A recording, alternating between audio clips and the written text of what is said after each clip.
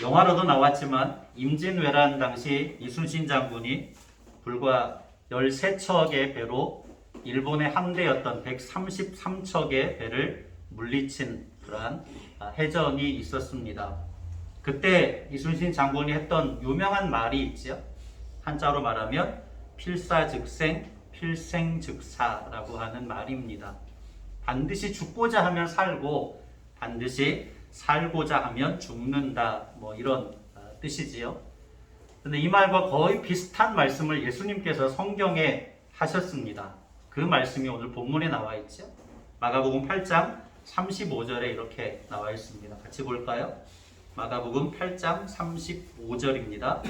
누구든지 자기 목숨을 구원하고자 하면 잃을 것이요 누구든지 나와 복음을 위하여 자기 목숨을 잃으면 구원하리라. 아멘. 그 내용이 거의 똑같지요. 이 말씀이 능력이 있는 것은 예수님께서 실제 이 말씀대로 십자가에서 그 역사를 이루셨기 때문입니다. 말만 하고 끝나버린 것이 아니라 실제로 예수님께서 십자가 위에서 당신의 목숨을 내어주심으로 죽으심으로 우리에게 영원한 생명의 길을 열어주셨다고 하는 것이지요. 오늘의 시대가 참 편리한 시대입니다. 어떤 경제적인 여유만 있으면 웬만한 모든 것들을 다 할 수 있고 누릴 수 있습니다. 그러다 보니 오늘의 어떤 시대를 살아가는 사람들의 특징 중에 하나가 불편한 것을 참지 못합니다. 자기에게 어떤 조금이라도 불편한 것이 있는 것에 대해서 참지 못하고 분노를 폭발시키는 일들이 굉장히 많이 벌어지는 것을 보게 되죠. 사라지고 있는 단어들이 있습니다. 희생이라는 단어가 사라지고 있고 헌신이라는 단어가 사라지고 있고 섬김이나 봉사 이런 단어들도 찾아보기가 정말로 어려워져가는 시대가 되고 있지요. 그런데 이런 단어들은 세상에서는 사라질지언정 교회 안에서만큼은 사라져서는 안 될 단어들이라고 할 수 있습니다. 특별히 2022년 종려주일을 맞으면서 십자가의 희생을 눈앞에 두신 예수님께서 당신의 제자들에게 들려주시는 그 음성을 듣고 우리 교회와 성도들에게 들려주시는 음성을 듣고 우리가 잃어버리고 있는 희생이라는 단어, 헌신이라는 단어, 섬김과 봉사라는 단어들을 되찾기를 다짐할 수 있는 은혜의 시간이 되시기를 예수님의 이름으로 간절히 축원합니다. 조배의 내용들을 참고하시면서 말씀을 함께 나누겠습니다. 오늘 본문의 배경이 되는 내용들을 들여다보면 예수님과 제자들의 분위기가 너무너무 좋았습니다. 최고의 분위기가 되고 있었습니다. 너희는 나를 누구라 하느냐라고 하는 예수님의 질문에 사도 베드로가 100점 만점에 200점짜리의 대답을 했습니다. 주는 그리스도이시고 살아계신 하나님의 아들이십니다 라고 대답한 거지요. 구약의 선지자들이 예언했던 지금까지 이스라엘 백성들이 그토록 대망했던 메시아, 하나님의 기름 부음을 받은 구원자가 바로 당신이십니다라고 사도 베드로가 고백한 것입니다. 사도 베드로의 고백은 예수님의 제자들 모두의 고백이기도 했던 거죠. 예수님께서도 굉장히 기뻐하시면서 바요나 시몬아 네가 복이 있도다 라고 말씀하시고 칭찬하셨습니다. 그리고 너의 신앙 고백 위에 음부의 권세가 이기지 못할 나의 교회를 세우겠다라고 선언하시지요. 그처럼 예수님께서도 기뻐하셨고 그러한 칭찬을 들었을 때에 모든 제자들의 기분이 굉장히 업되어 있었겠죠. 최고의 기분이 되었겠죠.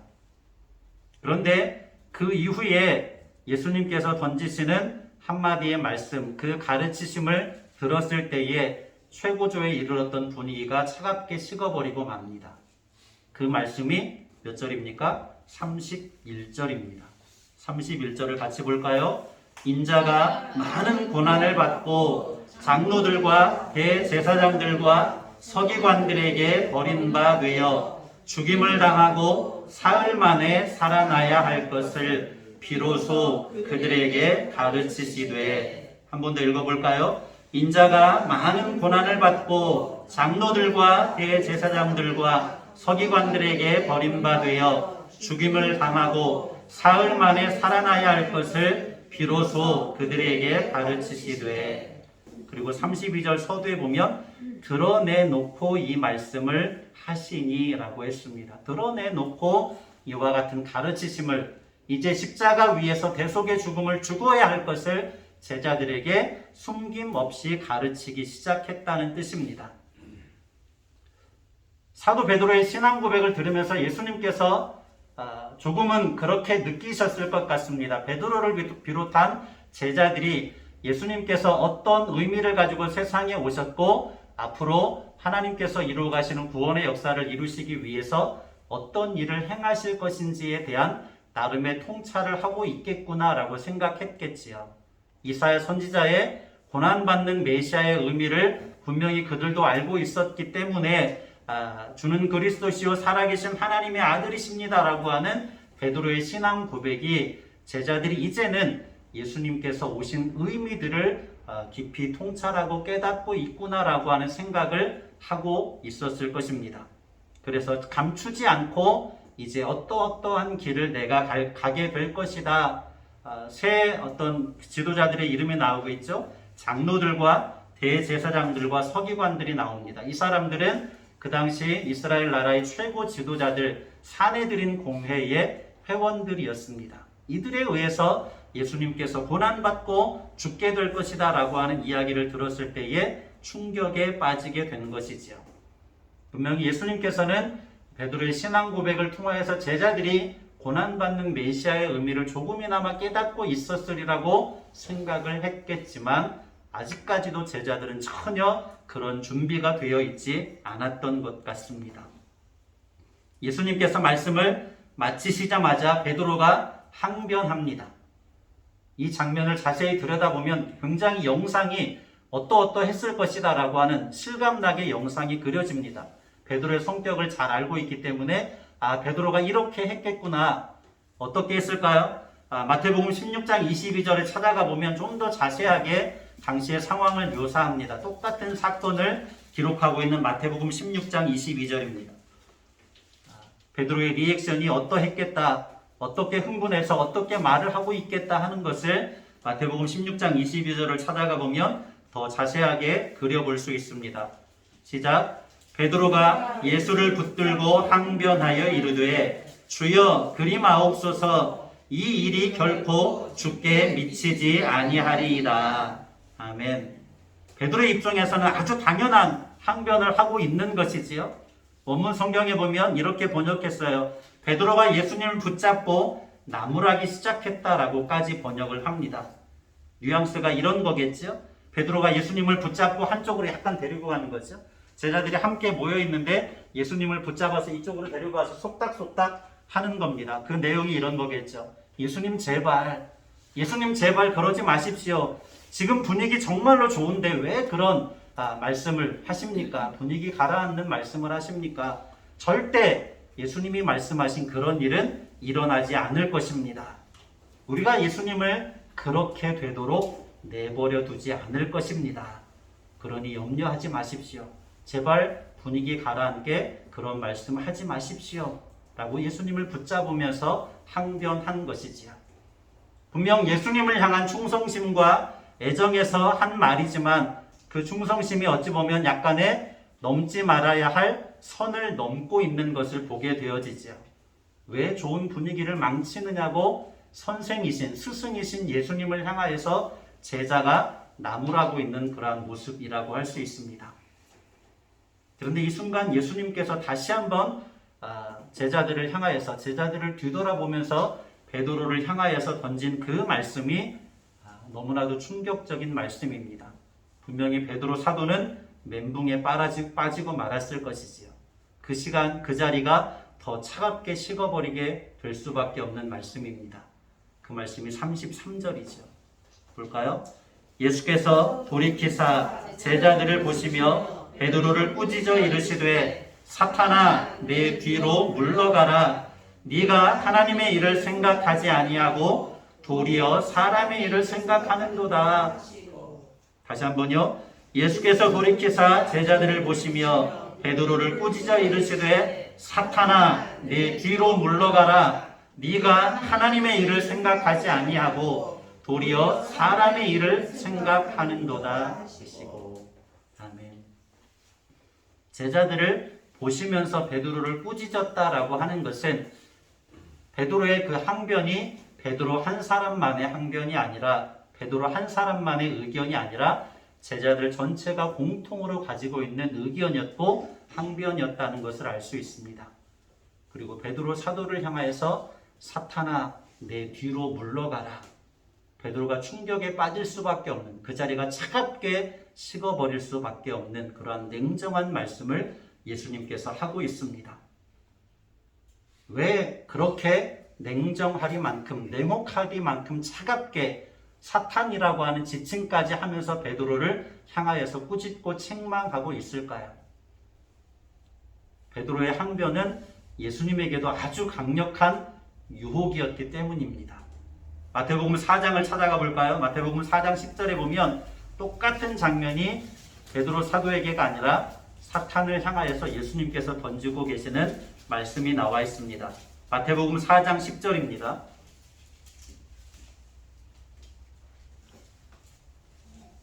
마태복음 4장 10절. 이에 예수께서 말씀하시되 사탄아 물러가라. 기록되었으되 주 너의 하나님께 경배하고 다만 그를 섬기라 하였느니라. 아멘. 40일을 밤낮으로 금식하신 예수님이셨습니다. 그때 사탄이 찾아와서 예수님을 유혹하죠.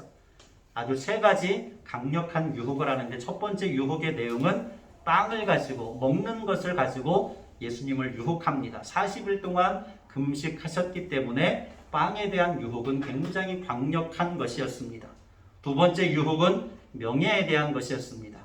당시 명예는 굉장히 중요한 요소였죠. 사람들에게 가장 강력한 힘을 갖는 것 중에 하나였죠. 세 번째가 무엇으로 유혹하는 것입니까? 권력으로 유혹하는 것입니다. 산 꼭대기에 올라가서 온 천하를 너에게 주겠다라고 하는 권력에 대한 유혹이었습니다. 그 사탄의 유혹들은 전형적인 사람의 일을 드러내는 것이었습니다. 이스라엘 백성들이 기대하던 정치적 메시아로서 예수님으로 하여금 이스라엘 백성들 위에 군림하기를 요구하는 그러한 유혹이었습니다. 그 유혹은 예수님에게도 거절하기가 쉽지 않은 내용이 될 수 있었습니다. 그런데 이런 강력한 유혹을 예수님께서 말씀으로 물리치셨는데 사탄이 베드로를 배후에서 조종하여서 다시 한번 예수님을 흔들고 있는 거죠. 그것이 왜 예수님에게도 강력한 유혹이 될 수 있었는 것을 알 수 있느냐면 마태복음 26장 39절입니다. 인성을 가진 예수님께도 이와 같은 유혹은 굉장히 강력했다는 것을 겟세마네 동산에서 기도하시는 예수님의 그 외침을 통하여서 우리가 확인할 수 있는데, 마태복음 26장 39절입니다. 신약성경 47쪽입니다. 마태복음 26장 39절입니다. 조금 나아가사 얼굴을 땅에 대시고 엎드려 기도하여 이르시되 내 아버지여 만일 할만하시거든 이 잔을 내게서 지나가게 하옵소서. 그러나 나의 원대로 마시옵고 아버지의 원대로 하옵소서 하시고. 아멘. 베드로의 항변은 예수님으로 하여금 무엇을 거부하게 하는 것이었냐면 십자가 대속의 죽음을 거부하게 하는 강력한 유혹이었습니다. 그 유혹이 예수님에게도 강력했다는 것이 무엇에서 드러납니까? 겟세마네 동산에서 기도하시는 예수님의 말씀을 통해서도 드러납니다. 할망하시거든. 말의 뜻이 무엇이겠습니까?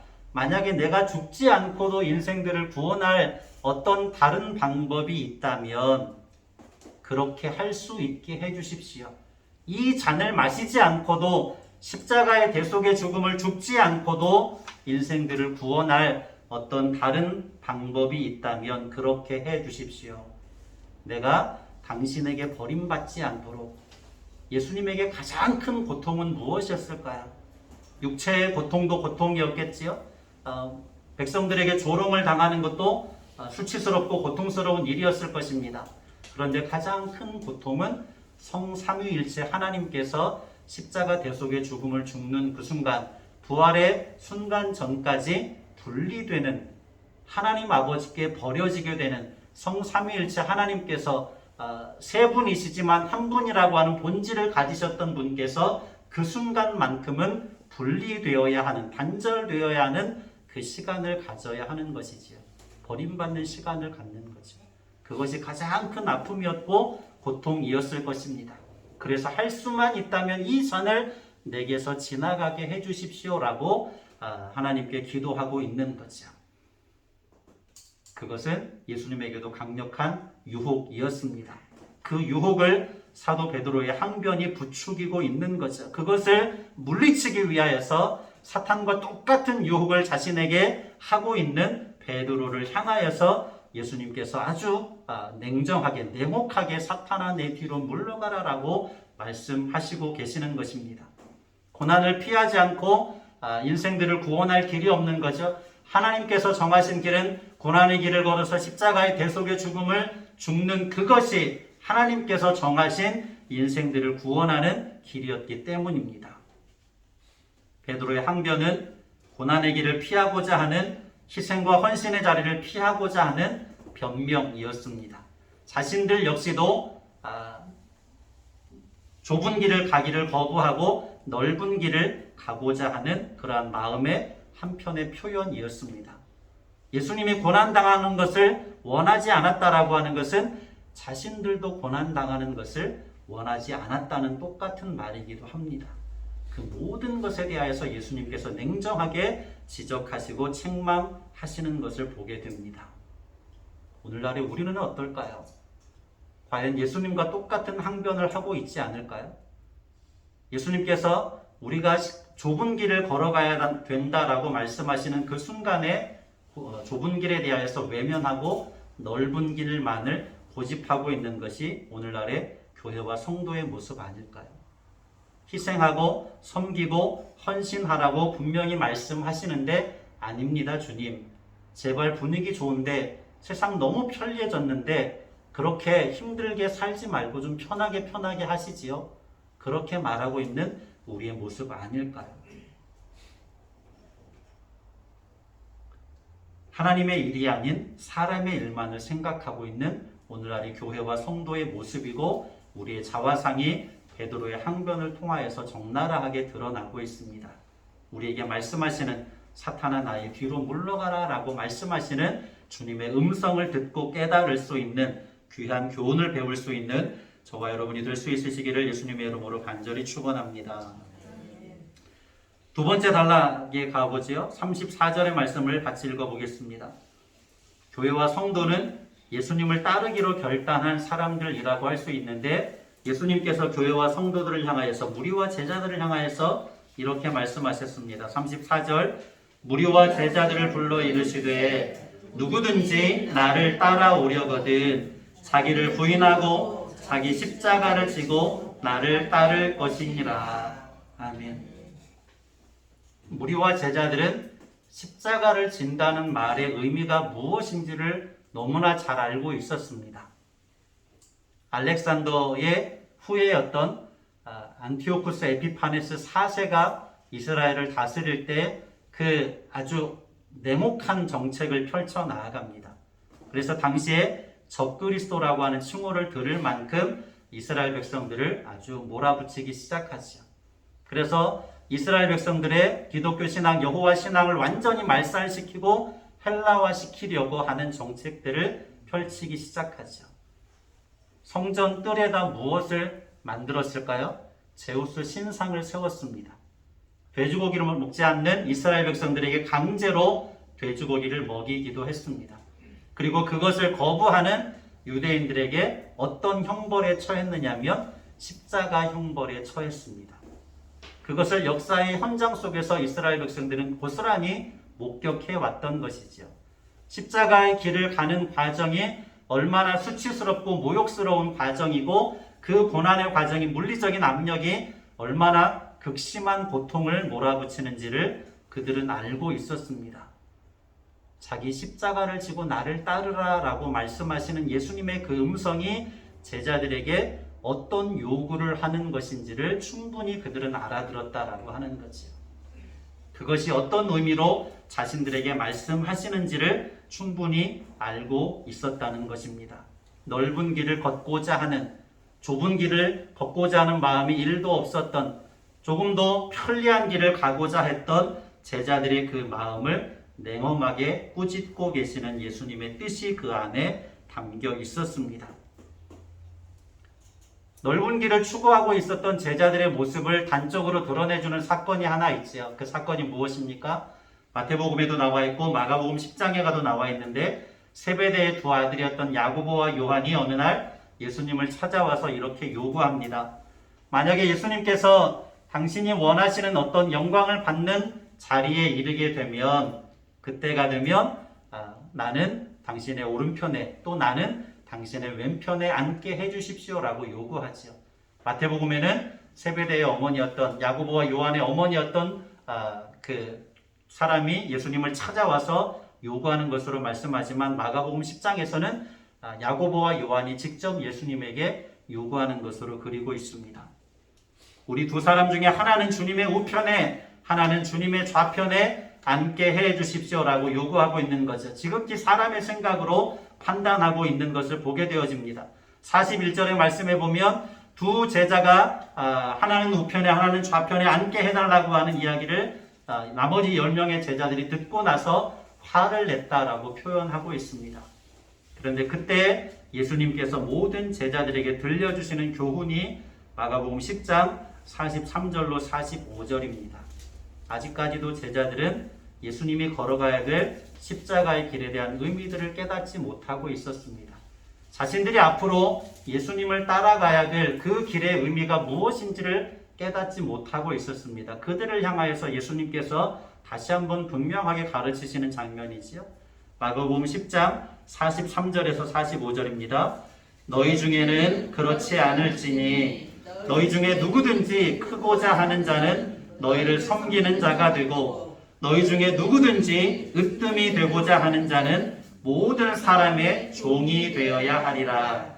인자가 온 것은 섬김을 받으려 함이 아니라 도리어 섬기려 하고 자기 목숨을 많은 사람의 대속물로 주려 함이니라. 아멘. 베드로 사도와 야고보 요한은 예수님께서 가장 총애하던 3명의 제자들이었습니다. 그런데 그 3명의 제자들조차도 예수님께서 가시고자 하시는 십자가 고난의 길의 의미를 제대로 깨닫지 못하고 있었습니다. 하나님의 영광을 구한 것이 아니라 자신들의 영광을 구하고 있는 거죠. 예수님을 따라 나선 이유도 그들의 목적 속에, 그들의 마음 속에, 그들의 생각 속에는 예수님께서 큰 자리를 차지하게 되면, 오늘날로 하면 어떻습니까?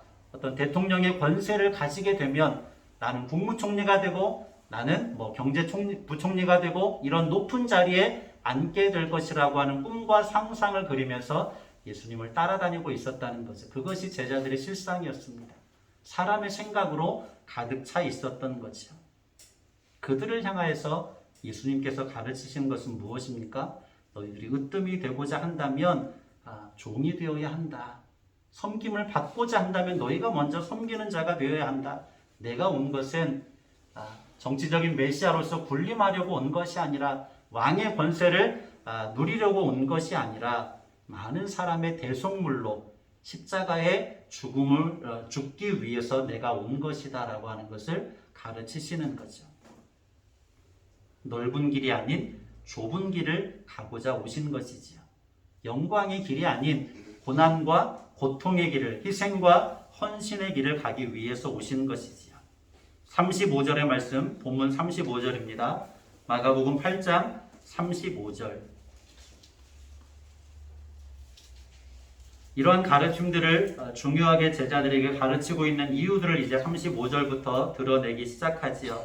여기에 이제 두드러지게 드러나는 단어 하나가 나오는데 35절을 같이 읽을까요? 누구든지 자기 목숨을 구원하고자 하면 잃을 것이요, 누구든지 나와 복음을 위하여 자기 목숨을 잃으면 구원하리라. 아멘. 이 말씀에 제가 가지고 있는 원문 성경에 보면 목숨이라는 단어가 2번이 더 나와요. 뉘앙스가 그런 거죠. 누구든지 자기 목숨을 구원하고자 하면 목숨을 잃을 것이요, 누구든지 나와 복음을 위하여 자기 목숨을 잃으면 목숨을 구원받으리라 라고 하는 내용입니다. 죽고자 하면 살고 살고자 하면 죽는다라고 하는 말씀이지요. 이것을 사도 바울은 어떻게 발전시킵니까? 죄된 옛사람이 죽어야 하나님 앞에 의롭다라고 인정함을 받은 새 사람, 새 생명으로 다시 태어날 수 있음을 분명하게 말씀하고 있습니다. 예수님께서 십자가의 대속의 죽음을 죽으셔야지만 인생들을 구원할 수 있는 영원한 생명의 길이 열리는 거죠. 죽지 않으면 생명의 길이 열리지 않습니다. 예수님께서 대속의 죽음을 죽으셔야만 생명의 길이 열리는 것이지요. 36절을 봅니다. 38절이죠. 38절을 먼저 볼까요? 38절. 누구든지 이 음란하고 죄 많은 세대에서 나와 내 말을 부끄러워하면 인자도 아버지의 영광으로 거룩한 천사들과 함께 올 때에 그 사람을 부끄러워하리라. 아멘. 여기서 부끄러워한다는 말의 뜻은 무엇이냐면 고난받는 메시아를 부정하고 인정하지 않는 것입니다. 십자가의 길을 가야 하는 메시아를 부정하는 것이요. 모든 백성들에게 조롱을 들어야 하는 예수님을 부끄러워하고 부정하는 것입니다. 그리고 자기를 부인하고 십자가를 지고 주님을 따르라고 하는 주님의 명령을 부인하고 부정하는 것을 말합니다. 그러면 너희가 이 죄 많은 세대에서 나와 내 말을 부끄러워하면 인자도 아버지의 영광으로 거룩한 천사들과 함께 올 때, 예수님께서 다시 오실 때에 어떻게 하겠다라고 말합니까?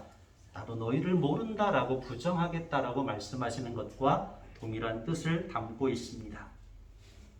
그리고 36절을 다시 읽어볼까요? 36절. 사람이 만일 온 천하를 얻고도 자기 목숨을 잃으면 무엇이 유익하리요? 아멘. 그래서 부끄러워해야 된다는 말입니까? 부끄러워하지 말아야 된다는 말입니까?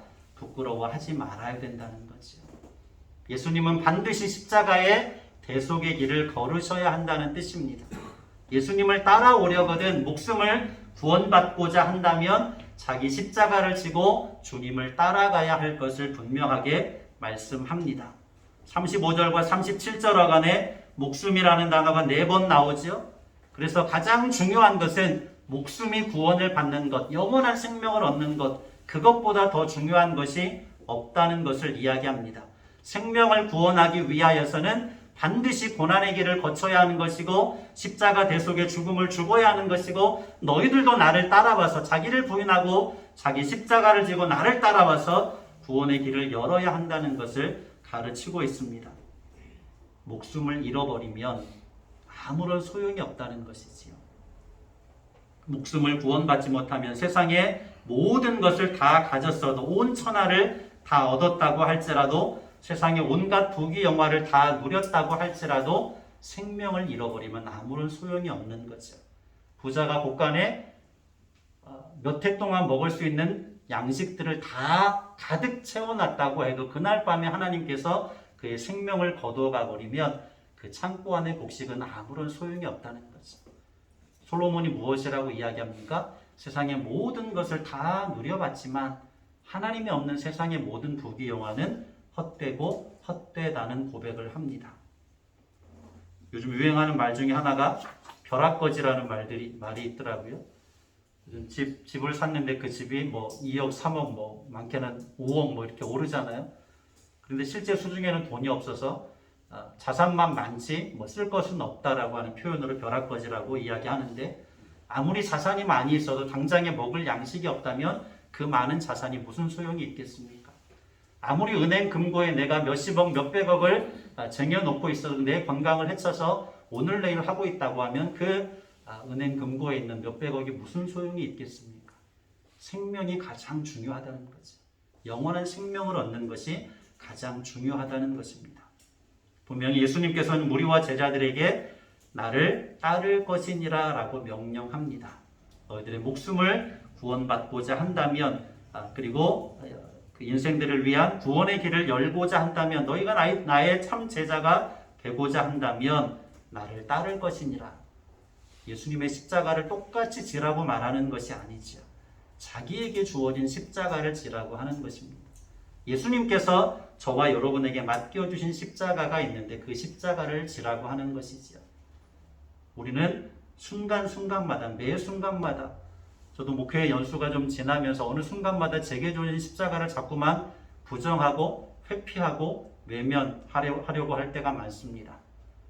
찬송의 355장에 아골골짝 빈드레도라고 어디든지 가겠다라고 찬송을 부르는데 어느 순간부터는 절대 가지 않겠습니다. 이렇게 생각할 때가 많이 있습니다.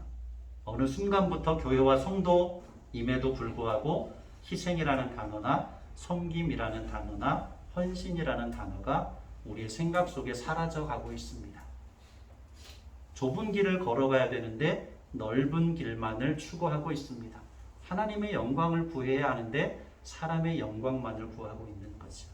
그것이 오늘날의 교회와 성도의 실상이라고 하는 것입니다. 그러한 저와 여러분에게 오늘 2022년 종려주일을 맞이하여서 또 한 주간 고난주간을 맞이하면서 예수님께서 우리에게 들려주시는 하나님의 음성을 들을 수 있으시기를 바랍니다. 우리가 잃어버린 희생이라는 단어, 헌신이라는 단어, 섬김이라는 단어, 봉사라는 단어를 되찾으라고 말합니다. 모든 옛사람의 죽음을 다시 한번 기억하여서 자기를 부인하라고 말합니다. 그리고 우리에게 주어진, 너에게 주어진 십자가를 회피하려고 들지 말고, 외면하려고 들지 말고 묵묵히 지고 나를 따라와라. 내가 너와 함께 하겠다. 너를 통하여서 더 많은 하나님의 역사를 이루겠다. 너를 통해서 더 많은 생명 구원의 역사를 이루겠다. 너를 통하여서 하나님 나라의 의와 평강과 구원의 역사를 이루겠다. 말씀하시는 하나님의 음성을 듣고 정말로 예수님께서 하나님의 영광 중에 다시 오셔서 거룩한 천사들과 함께 다시 오셔서 저와 여러분을 부끄러워하지 않고 목양교회 공동체를 부끄러워하지 않고 자랑스러워할 수 있는 믿음의 사람으로 주님을 따라갈 수 있는 저와 여러분의 신앙의 삶이 되시기를 예수님의 이름으로 간절히 축원합니다. 고마우신 아버지 하나님, 우리가 잃어버리고 있는 많은 것들에 대하여서 다시 한번 깨닫습니다. 너희가 나를 따라오려거든 자기를 부인하고 자기 십자가를 지고 나를 따를 것이니라 말씀하십니다. 우리가 부인해야 될 것이 무엇인지, 내가 져야 할 십자가가 무엇인지, 내가 지금까지 외면하고 있던 십자가가 무엇인지, 내가 지금까지 나를 부인하지 못했던 것이 무엇인지 깨달을 수 있게 하시고 자기를 부인하고 예수님과 함께 십자가에 내 옛사람이 못 박히고 예수님과 함께 부활한 새 사람으로 주님의 십자가를 지고 묵묵히 따라 나아갈 수 있는 우리 목양교회와 모든 권속들이 되게 하여 주시옵소서. 온 마음으로 축복하며 예수님의 이름으로 기도드립니다. 아멘. 다 같이 일어나시